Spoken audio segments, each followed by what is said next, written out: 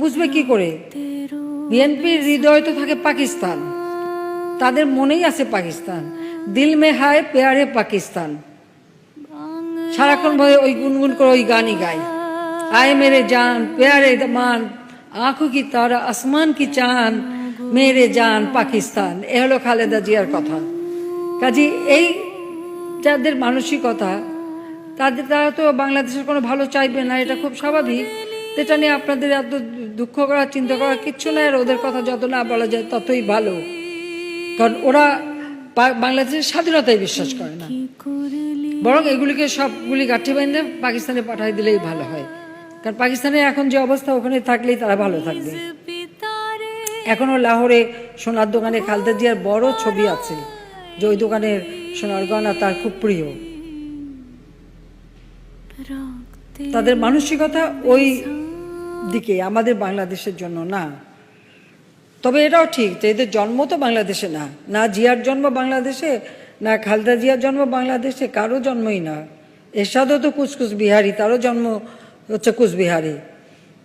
একমাত্র আমার বাবাও ছিলেন এই দেশের, আমিও এই মাটিতে জন্ম, কাজে এই মাটির টান আলাদা। এখানে আমাদের নারীর টান, সেটাই কাজে এই দেশের মানুষের ভাগ্য গড়াটাই তো আমাদের লক্ষ্য। সেই জন্য আমরা কাজ করি, এবং আওয়ামী লীগের আদর্শই হচ্ছে জনগণের সেবা করা।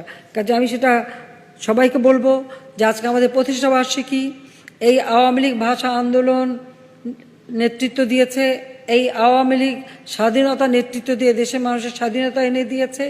এই আওয়ামী লীগের হাতেই বাংলাদেশ যেমন জাতির পিতা যুদ্ধবিধ্বস্ত দেশ গড়ে স্বল্পোন্নত দেশ উন্নীত করে গিয়েছিলেন, আবার 21 বছর পর আওয়ামী লীগ সরকারে আসার পরে এদেশের মানুষ প্রথম উপলব্ধি করেছে যে সরকার হচ্ছে জনগণের সেবক।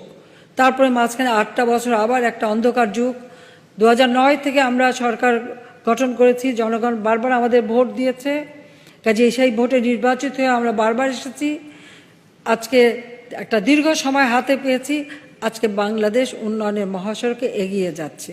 এখানে আরেকটি কথাও বলে রাখি, কালকেও প্রেস কনফারেন্সে বলেছি, যে বলে যে অংশগ্রহণ করা না।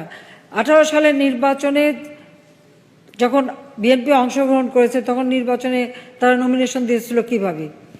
এখান থেকে আমাদের ফখরুল ইসলাম সাহেব একটা দেয়, রিজভী সাহেব একটা দেয়, লন্ডন থেকে তারেক জিয়া আর একটা দেয়।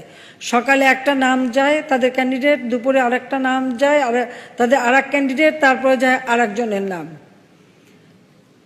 তাদের অন্তত 2 জন আমাকে নিজের মুখে বলে গেছে, এনাম আহমেদ চৌধুরী এবং আমাদের মোর্শেদ খান, যে তাদের কাছে তারেক জিয়া টাকা চাইছে, এমন এক অ্যামাউন্ট চেয়েছে, তারা বলছে আমরা দিতে পারবো না, তাদের